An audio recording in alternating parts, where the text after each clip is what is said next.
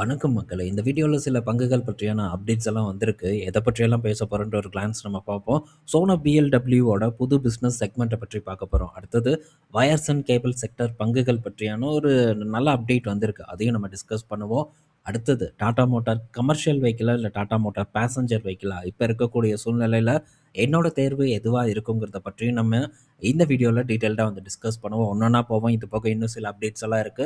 First நம்ம market அப்டேட்ட பார்ப்போம். இன்னைக்கு டேல இப்போ வரைக்கும் மார்க்கெட் பார்த்தீங்கன்னா, ஒரு ஃப்ளாட்டான பெர்ஃபார்மன்ஸ போஸ்ட் பண்ணிட்டு இருக்கு. பெரிய அளவுக்கு வாலடைல் எல்லாம் இன்னைக்கு நம்ம மார்க்கெட்ல ஏற்படல. கரண்ட்டா நிஃப்டி 50 ஒரு 37 பாயிண்ட்ஸ் வரைக்கான ஏற்றத்த குடுத்துட்டு இருக்கு. பேங்க் நிஃப்டி ஒரு 330 பாயிண்ட்ஸ் வரைக்கான ஏற்றத்த குடுத்திருக்கு. குறிப்பா HDFC பேங்க் மட்டும் தான் இன்னைக்கு ஓரளவு லார்ஜ் கேப் பிரைவேட் வங்கி பங்குகள பொறுத்தவரைக்கும் நல்ல பெர்ஃபார்மன்ஸ் 1% மேலான ஏற்றத்த குடுத்திருக்கு.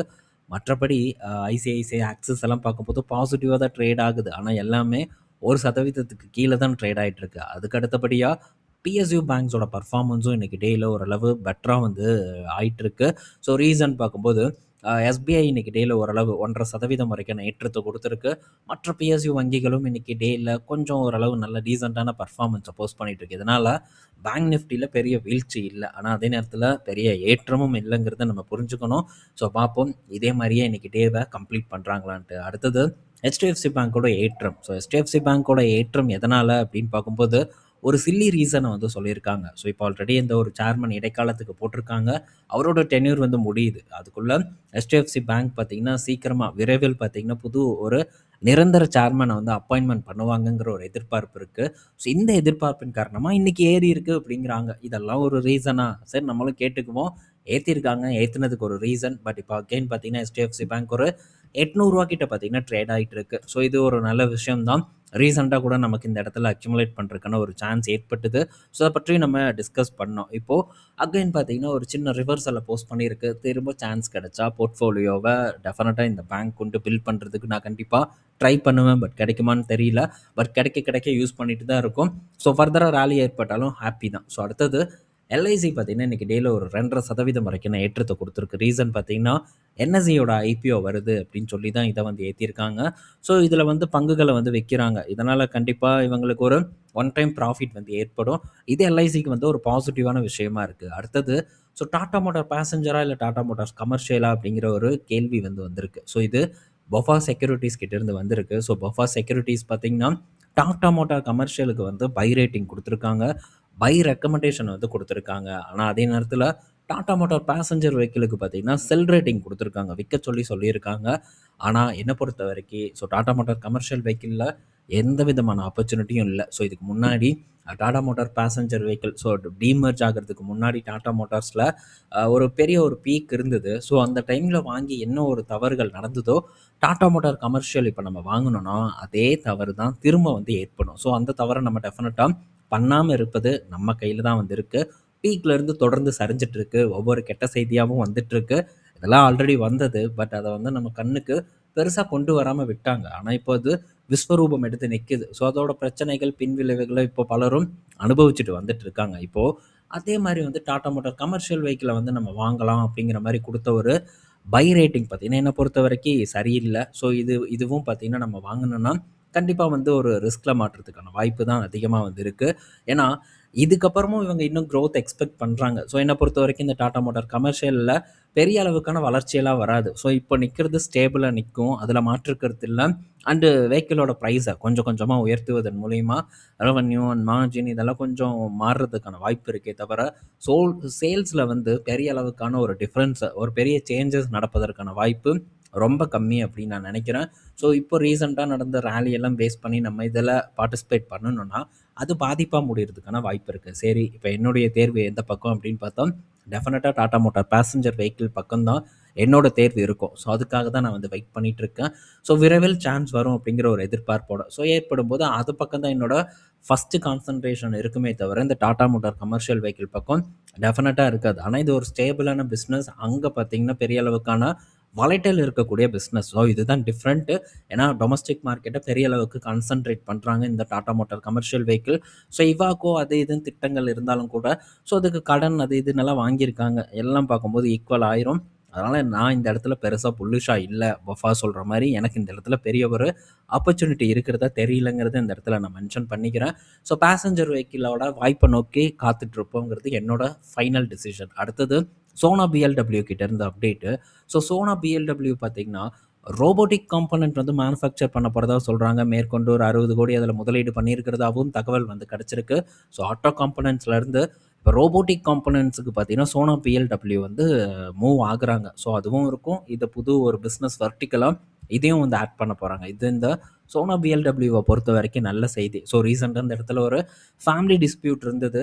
அது போக இந்த நிறுவனத்தோட மதிப்பீடு பார்க்கும்போது கொஞ்சம் அதிகமாக இருந்தது. பட் அதையெல்லாம் பொருட்படுத்தாமல் மார்க்கெட்டில் இப்போ இந்த ஆன்சிலரி ஸ்டாக்ஸை வந்து தூக்கி நிறுத்தியிருக்காங்க. பட் இந்த தூக்கி நிறுத்தினது ரொம்ப நாட்களுக்கு நிலைக்குமாங்கிறது கொஸ்டின் மார்க் தான்.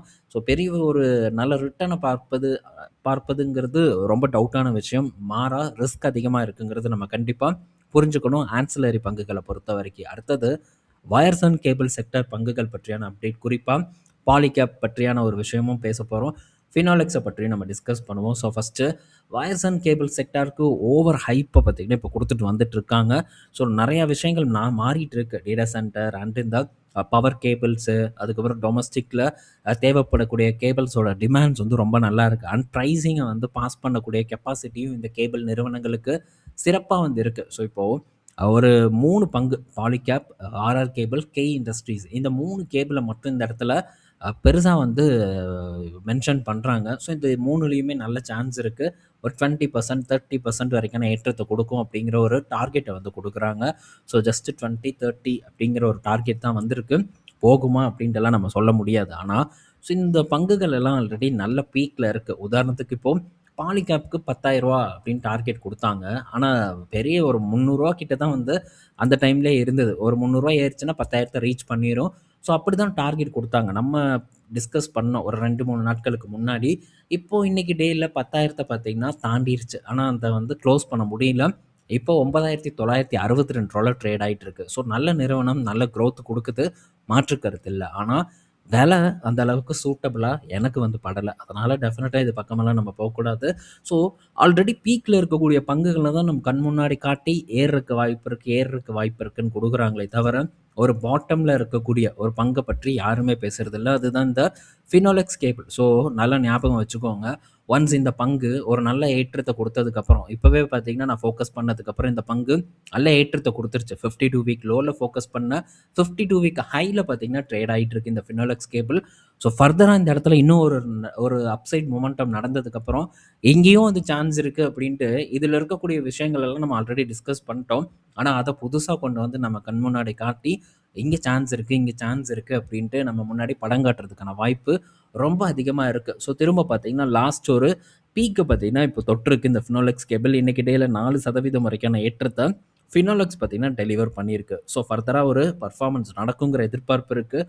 ஸோ சின்ன சின்ன பங்குகள், ஹெச்எஃப்சிஎல் போன்ற பங்குகள் எல்லாம் சூப்பர் ஏற்றத்தை கொடுத்துட்ருக்கு. பட் அந்த இடத்துலலாம் கண்டிப்பாக ஒரு மேனிப்புலேட் இருக்கும் அப்படின்னு நான் நினைக்கிறேன். சின்ன பங்கு ஏற்றுறதுக்கான வாய்ப்பு இருக்குது. ஸோ இந்த நிறுவனங்களை பொறுத்த வரைக்கும் ஒரு ஸ்டேபிளான ஒரு நிறுவனம், பெரிய ஒரு ரிஸ்க் இல்லை அப்படிங்கிறக்காக தான் இதை நான் தேர்வு செஞ்சேன். அதையும் இந்த இடத்துல சொல்லிக்கிறேன். ஸோ டொமஸ்டிக் இப்போது டேட்டா சென்டரோட தேவைகள் இருக்குது. ஸோ மேபி அது வந்து பொய்யா போகுது அப்படிங்கிற பட்சத்தில் கூட ஸோ நமக்கு டொமஸ்டிக் பர்ஃபார்மன்ஸ் பார்த்திங்கன்னா இவங்களுடைய வருமானத்தை அப்படியே ஸ்டேபிளாக வந்து வைக்கும். அதே மாதிரி வேல்யூவேஷன் பார்க்கும்போதும் அட்ராக்டிவாக இருந்தது. ஸோ இது என்னுடைய காரணம் இந்த பங்கை சூஸ் பண்ணுறதுக்கு. ரிஸ்க்கும் பார்க்கும்போது ரொம்ப ஒரு நல்ல லெவலில் இருந்தது. அதனால் நம்ம இதை பற்றி டிஸ்கஸ் பண்ணோம். ஸோ இப்போ பர்ஃபார்மன்ஸ் போயிட்டு தான் இருக்குது.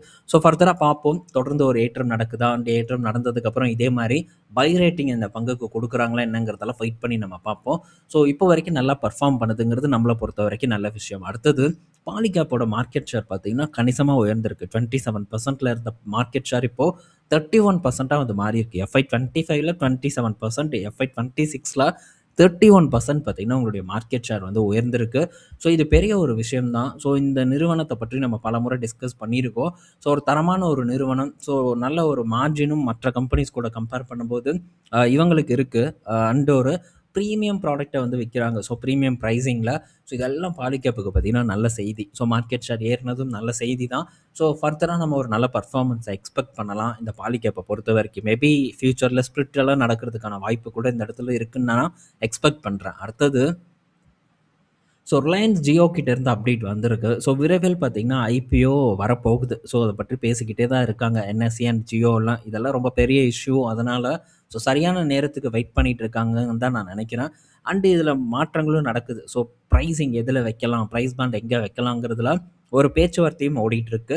ஸோ இதில எக்ஸிஸ்டிங் இன்வெஸ்டருக்கும் அம்பானிக்கும் நடுவுல ஒரு சில கருத்து வேறுபாடுகள் இருக்கு. ஏன்னா எக்ஸிஸ்டிங் இன்வெஸ்டர் பார்த்தீங்கன்னா பிரைஸிங்கை வந்து அதிகமாக வைக்க சொல்கிறாங்க. ஏன்னா அப்போ தான் அவங்க நல்ல ப்ரைஸில் எக்ஸிட் ஆக முடியும். ஆனால் லிஸ்ட் ஆனதுக்கப்புறம் சரிவதற்கான வாய்ப்பு இருக்குது. ஸோ இதனால் பாதிப்பு அதிகமாக இருக்குன்ட்டு ஸோ ப்ரைஸிங்கை வந்து அதிகமாக வைக்க மாட்டேன் அப்படின்ட்டு இதுக்கு முன்னாடி ஐபிஓ ஃபைல் பண்ணதை கேன்சல் பண்ணாங்க. ஸோ ஃபர்தராக இப்போ திரும்ப பார்த்தீங்கன்னா வந்திருக்காங்க. ஸோ இப்போவும் கண்டிப்பாக ஒரு பீக் வேல்யூவேஷனில் தான் இது வந்து வரப்போகுது. பட் இதுக்கு முன்னாடி இன்னும் பீக் வேல்யூவேஷனில் எக்ஸ்பெக்ட் பண்ணாங்க. பட் அது நடக்கலை. ஸோ வேல்யூவேஷன் எதில் வருதுங்கிறத நம்ம பார்ப்போம். அதுக்கப்புறம் இதில் டிசைட் பண்ணுவோம். ஸோ இப்போ என்ன செய்தினா 1650 சேட்டலைட்ஸ் பார்த்தீங்கன்னா ரிலையன்ஸ் ஜியோ வந்து லான்ச் பண்ணுறதுக்கான ஒரு ஆர்வத்தை காட்டியிருக்காங்க. ஸோ அதற்கான ஆவணங்களை சப்மிட் பண்ணியிருக்காங்க. ஒன்ஸ் அப்ரூவல் கிடைச்சதுக்கப்புறம் ஸோ இந்த சேட்டலைட்ஸை வந்து மேலே வானத்தில் நிறுத்துறதுக்கான முயற்சி ஜியோ எடுக்கும் அப்படின்னு நம்ம எதிர்பார்க்கலாம். ஸோ இவங்களுடைய ஓன் தயாரிப்பு தான். ஸோ எப்படி வந்து அடுத்த கட்டத்தை நோக்கி நகர்றாங்க அப்படிங்கிறது நமக்கு க்ளீனாக புரியுது. ஸோ சேட்டலைட் மூலிமா சேவைகளை அதுவும் ஓனாக அவங்களுடைய சேட்டலைட் மூலிமா சேவைகளை கொடுக்க ரிலையன்ஸ் ஜியோ பார்த்திங்கன்னா தயாராக இருந்துட்டு வந்துட்டு இருக்காங்க. ஸோ எதிர்காலத்தில் கண்டிப்பாக ஸ்டார்லிங்க் போன்றவர்களோட அழுத்தம் இருக்கலாம், வரலாம். அதை கண்டிப்பாக இவங்க சமாளிக்கணும். அதுக்கு பலவிதமான நடவடிக்கைகளை எடுத்தே ஆகணும். ஸோ எடுத்தால் மட்டும்தான் சர்வை பண்ண முடியும். அதை இவங்க கரெக்டாக பண்ணுறாங்கங்கிறது நமக்கு இதன் மூலிமா தெரிய வருது. ஸோ தொடர்ந்து பார்ப்போம் என்னெல்லாம் ஒரு டெவலப்மெண்ட் நடக்குதுன்ட்டு. அண்டு ரீசெண்டாக வந்து குளோபல் பேட்டன்ட் ஃபைலிங்கில் ரிலையன்ஸ் பார்த்தீங்கன்னா ஒரு முக்கிய ஒரு குரூஷியல் இடத்த பிடிச்சிருக்காங்க. இந்தியன் கம்பெனிலேயே ரிலையன்ஸ் தான் பார்த்தீங்கன்னா அதிகப்படியான பேட்டன்ட்டை பார்த்தீங்கன்னா ரெஜிஸ்டர் பண்ணியிருக்காங்க. இதுவும் பார்த்தீங்கன்னா ஒரு பெரிய ஒரு நல்ல செய்தி தான்.